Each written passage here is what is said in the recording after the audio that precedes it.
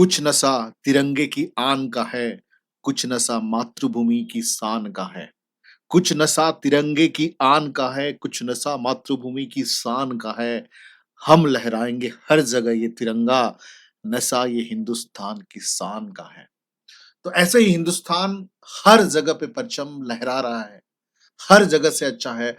और हाल ही में एक जबरदस्त news all over the world में आया है कि वर्ल्ड में 4th largest economy of the world is India. $4 trillion से इंडिया जो है 4वीं अर्थव्यवस्था वर्ल्ड में वैसे देखा जाए तो 195 कंट्रीज़ आर देयर। 195 कंट्रीज में हम लोग वर्ल्ड लेवल पे 4 नंबर पोजीशन पे अगर आना इकोनॉमिकली, ये इंडिया के लिए, हर एक इंडिया को रोंगटे खड़ा कर देते हैं। हर एक इंडियन के लिए ये गर्व की बात है। देखो, चाहे जितने भी लड़ाई हो, चाहे जितने भी साम्राज्य गए हो, जितने भी देश हुआ हो, देश तभी डेवलप करता है जब उसकी अर्थनीति, जब उसकी इकोनॉमी स्ट्रांग होता है। और इकोनॉमी स्ट्रांग होने के बाद ही आप आर्मी में, नेवी में, एयर फोर्स में, एजुकेशन में, हॉस्पिटल में, हर एक चीज का डेवलपमेंट कर सकते हो।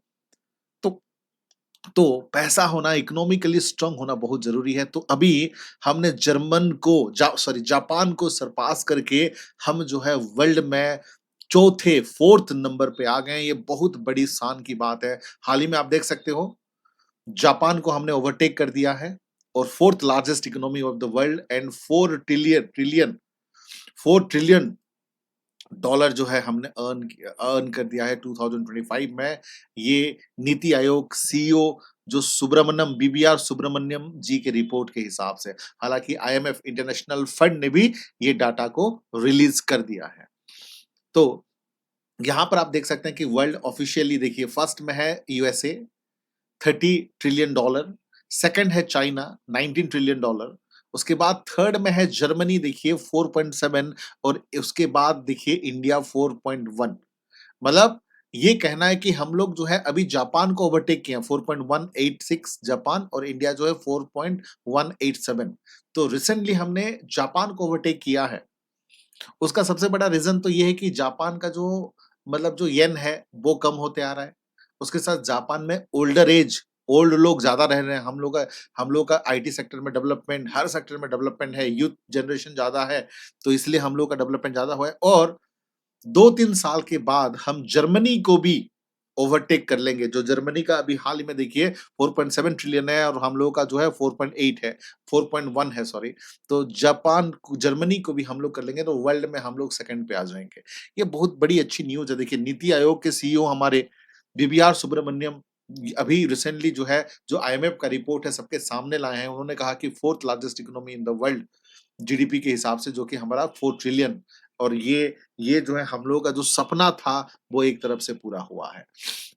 जैसे कि यहाँ पर लिस्ट में पूरी तरह से क्लियर है, देख रहे होंगे यहाँ पर जीडीपी रैंकिंग के हिसाब से टोटल जीडीपी। अब देखो, पहले चीज है ये जीडीपी क्या होता है बेटा, देखो देखो जीडीपी क्या होता है समझते हैं। जीडीपी का सिंपल मीनिंग होता है ग्रॉस डोमेस्टिक प्रोडक्ट, सकल घरेलू उत्पाद।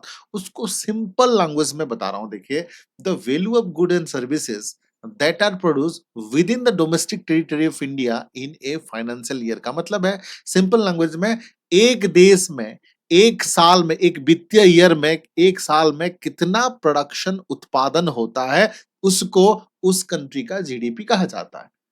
सिंपल सी बात है, यहां पर GDP is based on the geographical thing.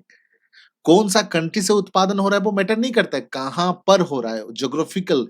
जैसे कि मान लीजिए इंडिया है, जम्मू कश्मीर से लेकर कन्याकुमारी तक, या फिर जो हमारा गुजरात से लेकर अरुणाचल प्रदेश के बीच में, अगर टेरिटरी ऑफ इंडिया जो 32 स्क्वायर लाख किलोमीटर के अंदर है, चाहे कोई भी कंपनी हो, जैसे कि एप्पल है, यूएसए का है, जैसे कि स्टैंडर्ड बैंक है, अमेरिकन बैंक है, चार्टर्ड बैंक है, ये सब फॉरेन कंपनीज है। या फिर फेसबुक है, गूगल है, मेटा है, ये सब दूसरे कंपनीज है। बट प्रोडक्शन अगर इंडिया में हो रहा है, इंडिया के टेरिटरीज में हो रहा है, तो वो इंडिया के जीडीपी में कैलकुलेशन होगा। और जरूरी नहीं है, देखो, और एक चीज भी मैं बता दूं, अगर मान लीजिए कि इंडिया का एसबीआई है, स्टेट बैंक ऑफ इंडिया है, स्टेट बैंक ऑफ ब्रांच जो है अफगानिस्तान में भी है, श्रीलंका में भी है, भूटान में भी है। तो स्टेट बैंक ऑफ इंडिया है, बट उसका ब्रांच अगर श्रीलंका में है और श्रीलंका में उत्पादन कर रहा है मान लीजिए, तो श्रीलंका का जीडीपी होगा उस ब्रांच। अगर दिल्ली में है तो दिल्ली का होगा, लेकिन श्रीलंका का ब्रांच है एसबीआई का, तो जीडीपी जो है श्रीलंका का होगा। तो सिंपल ये समझते हैं, चाहे कोई भी कंट्री का हो, जहां पर होता है ज्योग्राफिकल एरिया में प्रोडक्शन होता है, उस कंट्री का वो जीडीपी कहा जाता है। और आईएमएफ एक दूसरे को कैसे कंपेयर करेगा? देखो जीएनपी, एनएनपी ये सब कैलकुलेट करने का तरीका अलग होती है, लेकिन GDP all over the world में कैलकुलेट करने का तरीका एक ही होता है। तो वर्ल्ड बैंक कोई कंट्री कितना प्रोडक्शन कर रहा है कैसे पता चलेगा? वो जीडीपी पे ही कैलकुलेशन करता है। जीडीपी एक आधार है जिससे पता चलता है कि कौन सा देश कितना डेवलपमेंट कर रहा है ओवरऑल। तो ये है जीडीपी, ठीक है? तो सबसे वर्ल्ड में फर्स्ट है United State, then China, then Germany, और इंडिया जो है अभी $4 ट्रिलियन है। ये हम लोग का सपना था, वो पूरा हो गया है। और 5th नंबर पे जापान है, और जर्मनी को भी हम 2-3 साल में हम लोग ओवरटेक कर लेंगे। अब देखो जापान इकोनॉमी, जापान इतने डेवलप कंट्रीज में आता है और इंडिया तो है डेवलपिंग कंट्रीज। फिर जापान का इकोनॉमी, और जापान एरिया में भी कम नहीं है, इतने बड़े एशिया का one of the most powerful country में जापान है।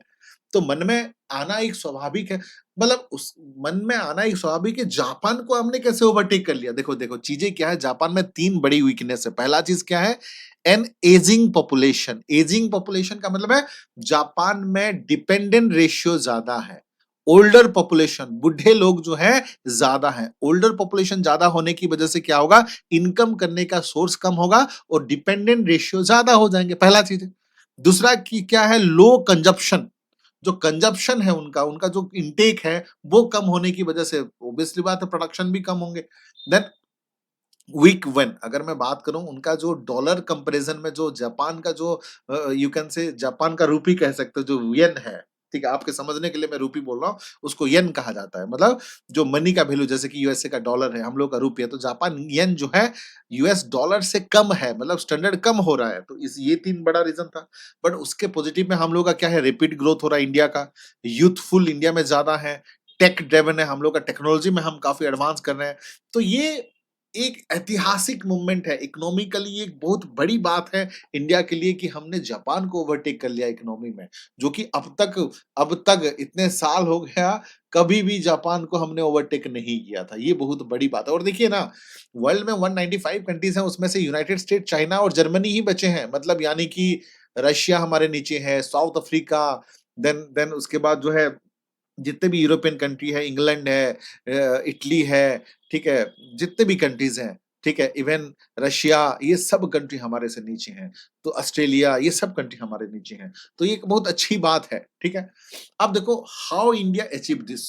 ऐसा तो नहीं है कि रातों रात जो है हम लोग जो है $4 ट्रिलियन में पहुंच गए और 4 नंबर अर्थव्यवस्था बन गया, ऐसा नहीं है। उसके लिए हमने कड़ी मेहनत भी की है, बहुत सारे चीजों पे काम भी किया है। देखो जैसे कि फर्स्ट क्या है? Strong economic growth. तो हम लोग का ग्रोथ जो है कंसिस्टेंट रहा है। अब जापान का इकोनॉमिक ग्रोथ जो है स्टेबल, 30 साल से जब जापान का इकोनॉमिक ग्रोथ एक तरफ से स्टेबल है, वो ग्रोथ ही नहीं हो रहा है जापान का।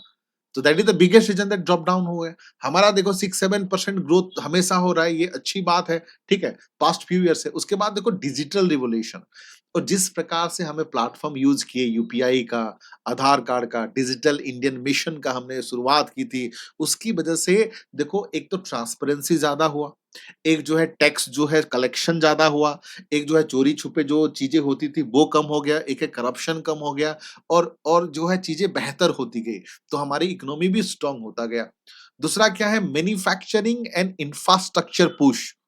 अगर हम लोग देखो जैसे कि मेक इन इंडिया पॉलिसी है, पीएलआई है, तो ये सब चीजें क्या, हमने मैन्युफैक्चरिंग डेवलपमेंटल वर्क ज्यादा किए, कि हमने फॉरेन कंट्री को भी बोला कि तुम आओ, चाहे एप्पल हो, चाहे गूगल हो, चाहे हर एक फेसबुक हो, तुम आओ इंडिया में कंपनी बनाओ, तुम उत्पादन दो। तो उसमें हमारा भी फायदा है, ठीक है। और हमने मेक इन इंडिया पॉलिसी, बहुत सारी चीजें जो है हमने इंडिया पे ही बनाना स्टार्ट कर दिया, तो उसकी वजह से भी ग्रोथ हमारा ज्यादा हो रही है। उसके बाद देखो बूमिंग सर्विस सेक्टर। देखो इकोनॉमी में 3 प्रकार का सेक्टर होता है, एक है प्राइमरी, एक है सेकेंडरी, एक है सर्विस सेक्टर। सर्विस सेक्टर में, प्राइमरी सेक्टर में देखो, प्राइमरी सेक्टर में क्या है?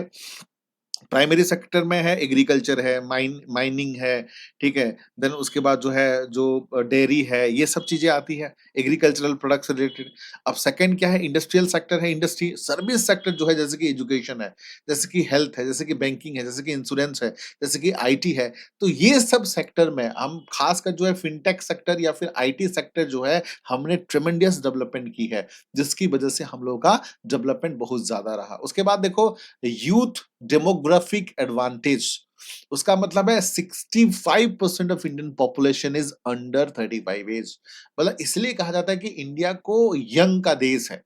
अब जापान की बात देख लीजिए ना, जापान में डिपेंडेंट रेशियो, ओल्डर पॉपुलेशन ज्यादा है। जितने भी यूरोपियन कंट्रीज में, मैक्सिमम यूरोपियन कंट्रीज जो है डिपेंडेंट रेशियो ज्यादा है। अब जर्मनी की बात ले लो, अब जापान की बात ले लो, हालांकि जापान एशियन कंट्रीज है। उसके बाद जितने भी इंग्लैंड है, ये सब कंट्रीज में डिपेंडेंट रेशियो ज्यादा है, उसमें ओल्डर जनरेशन ज्यादा है, यंग जनरेशन कम है। हम लोग का पॉपुलेशन ज्यादा हो रहा है, ये एक नेगेटिव चीज हो सकती है, लेकिन यंग पॉपुलेशन भी तो ज्यादा है। इसलिए कुछ महान लोग कहते हैं कि इंडिया जो है सुपर पावर होकर निकलेगा फ्यूचर ईयर में, because of the young population. ठीक है, ये एक हमारे लिए एक अच्छी बात है, जिसकी वजह से मैसिव स्किल्ड वर्कफोर्स मिलती है, इनोवेशन, डिमांड, ये सब चीजें होती है। उसके बाद देखो, what it means for the common citizen, आम नागरिक का उसका प्रभाव क्या पड़ेगा और इम्पैक्ट क्या होगा, क्या कुछ फायदा होगा हम लोगों को। सबसे पहला चीज क्या है, मोर जॉब अपॉर्चुनिटी। अगर जाहिर सी बात है इकोनॉमी का ग्रोथ होगा तो इंडस्ट्री का भी डेवलपमेंट होगा, इंडस्ट्री का डेवलप होगा तो बिजनेस भी खोलेंगे, बिजनेस खोलेंगे तो जॉब अपॉर्चुनिटीज मिलेंगे, तो जाहिर सी बात है ज्यादा से ज्यादा लोगों को जॉब मिलने का पॉसिबिलिटीज है। उसके बाद क्या है, higher global influence. World level पे आपने लास्ट टाइम देखा था 2023 में G20 समिट जो है इंडिया में हुआ था, ब्रिक समिट। तो ऐसे कई सारे इंटरनेशनल चीजें जो है भारत में होने का संभावना है। देखो, जिस कंट्री का इकोनॉमी में स्ट्रांग होता है, वो वर्ल्ड में भी उसी कंट्री का ही दबदबा होता है। तो ये हमेशा से अच्छा चीज रहा है। बेटर इंफ्रास्ट्रक्चर एंड सर्विसेज, ठीक है। तो अगर अगर with higher GDP the government has more revenue, जाहिर सी बात है रेवेन्यू ज्यादा होगा, तो पब्लिक वेलफेयर जैसे कि रोड है, स्कूल्स है, हेल्थ पे, एजुकेशन पे, ये सब चीज पे काम करेंगे, ये सब चीज पे काम होगी, रोड्स पे, स्कूल पे, हेल्थ केयर पे काम होगी, तो देश का ऑटोमेटिकली डेवलपमेंट होगा। देन इन्वेस्टर कॉन्फिडेंस, जाहिर सी बात है अगर ये डेवलप इकोनॉमी है, स्ट्रांग इकोनॉमी है, और हम लोग का फॉरेन पॉलिसीज भी बहुत अच्छा है। हम लोग डोनाल्ड ट्रंप की तरह पागल नहीं है कि आज कुछ बोलेंगे, कल कुछ बोलेंगे, परसों कुछ बोल देंगे, ऐसा भी नहीं है। तो उसकी वजह से क्या है ना, फॉरेन इन्वेस्टर जो है, India will be the better market in future में। देखना, इंडिया जिस तरह से जा रहा है कि फ्यूचर में जितने भी फॉरेन इन्वेस्टर हैं, वो इंडिया में आना चाहेंगे। एक तो हम लोग का कमिटमेंट अच्छा है, दूसरा है हम लोग का फॉरेन पॉलिसी अच्छा है, और थर्ड थिंग है हम लोग का पॉपुलेशन ज्यादा है। तो एक बेटर मार्केट हो सकती है, और सब लोग जो है इंडिया से रिलेशन बनाना चाहेंगे, क्योंकि इंडिया का पॉपुलेशन अगर देखोगे तो 146 करोड़ पॉपुलेशन आज के डेट में, जो वर्ल्ड में नंबर 1 है। तो जाहिर सी बात है हर एक कंट्री जो है इंडिया से जुड़ना चाहेंगे। अब देखो, अब बात आ रही है जर्मनी इज द नेक्स्ट, ठीक है। अब नीति आयोग के जो सीईओ हैं, उन्होंने ओपनली कह दिया है कि जर्मनी को भी हम लोग ओवरटेक कर लेंगे। अभी जर्मनी का क्या है, 4.5 ट्रिलियन है, अब इंडिया का क्या है, 4.1 ट्रिलियन है। तो उसको भी हमने 2 या 2.5 साल में जो है ऑलमोस्ट हम लोग खत्म कर देंगे। 2026 एंड 27 के अंदर जो है थर्ड लार्जेस्ट इकोनॉमी बन जाएगा। ये भी एक, ये दिन के लिए भी हम वेट कर रहे हैं, एक दिन ऐसा भी हो जाएगा बहुत जल्दी। तो ये देखो, जब भी डेवलपमेंट होगा जाहिर सी बात है कंटिन्यूअस रिफॉर्म होंगे, ठीक है, बिजनेस बढ़ेंगे, एजुकेशन बढ़ेगा, स्किल्स डेवलपमेंट होंगे, एम्प्लॉयमेंट अपॉर्चुनिटीज मिलेगा, बैलेंस ग्रोथ होगा, सस्टेनेबल डेवलपमेंट होगा। सस्टेनेबल मतलब एक तरफ से इंक्लूसिव डेवलपमेंट, ओवरऑल डेवलपमेंट होगा, तो एक तरफ से हम सबके लिए बेटर है, ठीक है। और बहुत जल्द जो है ग्लोबल इकोनॉमी में सुपर पावर हम होने जा रहे हैं। तो ये एक बहुत बड़ी न्यूज है, प्राउड न्यूज है हम सबके लिए। अच्छा, आप लोग नीचे कमेंट करके बताइए कि हम लोग 2026 में टॉप 3 रैंक में इकोनॉमी हो पाएंगे या नहीं हो पाएंगे। आप लोग कमेंट नीचे करके बताइए। और एक चीज बता रहा हूँ, ऐसे ही अभी जो है प्रीलिम्स का बैच खत्म हो गया है, मतलब बैच प्रीलिम्स खत्म हो गया एग्जाम। अभी हमने न्यू फाउंडेशन बैच स्टार्ट किया है। देखिए, न्यू फाउंडेशन बैच स्टार्ट किया है जो 2026 में प्रिपरेशन कर रहे हैं उन लोगों के लिए। उसका वैसे तो प्राइस 30,000 का है, बट अभी के लिए 50% जो है डिस्काउंट है इस हफ्ते के लिए। तो अभी कॉस्ट पड़ेगा आपको केवल एंड केवल 50,000 पड़ेगा। और इस नंबर पे 8527007432 नंबर पे आप कांटेक्ट कर सकते हो, या ये टेलीग्राम, इंस्टा पे भी जुड़ सकते हैं आप। उसके अलावा जो है देखिए, हर प्रकार का कोर्स है, optional public administration, optional history का कोर्स है। उसके साथ अब की बार यूपीएससी पास state PCS, NCERT foundation course, उसके बाद ये देख सकते हो ऑप्शनल प्लस जीएस। तो हर प्रकार का ये नंबर पे आप जो है आप स्क्रीनशॉट ले सकते हो या नंबर नोट डाउन कर सकते हो। हर प्रकार का कोर्स जो है अवेलेबल है और 1 टू 1 मेंटोरशिप मिलेगा। देखो मेरे तरफ से पर्सनल यहाँ पर गाइडेंस मिलेंगे और ऐसा नहीं है कि हमने ये किया कोई एक बार एडमिशन किए तो हमने रिस्पांसिबिलिटी भूल गए। और अब की बार यूपीएससी पार एक धांसू ऑफर लेके आ रहा है जो सबसे ऑफर भी है। देखो 20,000 का चीज़ें अभी 10,000 में पड़ रहा है। 1 हफ्ता अभी डिस्काउंट है, मंडे टू मंडे हम लोग बैच स्टार्ट करते हैं। तो यहाँ पे भी जॉइन करना हो, यहाँ पे जो है जो सब्जेक्ट मेन सब्जेक्ट रहेंगे history, polity, geography, economics and current affairs भी मैं इंक्लूड करूँगा। तो ये केवल एंड केवल आपको 10,000 में। बाकी कोचिंग में जाओगे बेटा, ये करने के लिए आपको 1.5 लाख से 2 लाख देना पड़ेगा। यहाँ पर 10,000 में और उनसे बेहतर पढ़ाऊँगा, उनसे बेहतर। उसके बाद 2 चीज़ मैं हमेशा बोलता हूँ कि whatever the topic I will teach in the classes I will make you instantly memorise. जो भी क्लास पढ़ाता हूँ, क्लास में ही याद रहता है और जो भी पढ़ाऊँगा that will be 100% sufficient for your prelims and mains. उसके अलावा कुछ एक्स्ट्रा भी नहीं पढ़ाऊँगा। तो ये आपके एग्ज़ामिनेशन के लिए भी फ़ायदा होगा। तो किसी भी प्रकार का और सबसे मेन चीज़ है, देखो ये मेरा पर्सनल नंबर है, मैंने डायरेक्टली बच्चों को अपना नंबर दिया है, कोई मीडिएटर नहीं है, मुझसे डायरेक्टली बात कर सकते हैं। और ऐसा नहीं है बच्चे कि आप एडमिशन करोगे तभी बात करोगे, नहीं। आप जो है किसी भी प्रकार का दिक्कत है, प्रीलिम्स नहीं पढ़ाई हो पा रही है, मेमोरी पढ़ने के बाद याद नहीं रहता, आप भूलते जा रहे हो, टेस्ट सीरीज़ कौन-सा देना है, कौन-सा किताब पढ़ना है, ऑप्शनल कैसे चूज़ करना है, आप डिप्रेशन में हो, पढ़ाई नहीं कर पा रहे हो, कैसे आप ये करोगे? तो किसी डिस्ट्रैक्शन है, नहीं पढ़ाई कर पा रहे हो, तो किस प्रकार से पढ़ोगे? तो किसी भी प्रकार का यूपीएससी और करियर से रिलेटेड प्रॉब्लम है, आप मुझसे फ्रीली भी बात कर सकते हैं। मेरा पर्सनल नंबर है, आप डायरेक्टली बात कर सकते हैं, ठीक है? मैं ऐसा ज़रूरी नहीं कि यहाँ पर एग्ज़ाम कैंपस में एडमिशन करोगे तो ही मैं आपसे बात करूँगा, नहीं। आपको आप मेरे स्टूडेंट हो, आप चाहे फ्री सर्विस लो, चाहे पेड सर्विस लो, आप हमेशा स्टूडेंट रहोगे। आपका सक्सेस के लिए मैं हमेशा एफर्ट डालता रहूँगा। आप मुझसे बिंदास कॉन्टैक्ट कर सकते हो। दिस इज़ माय नंबर, ठीक है? आज के लिए इतना ही। Thank you. Have a nice day. Take care.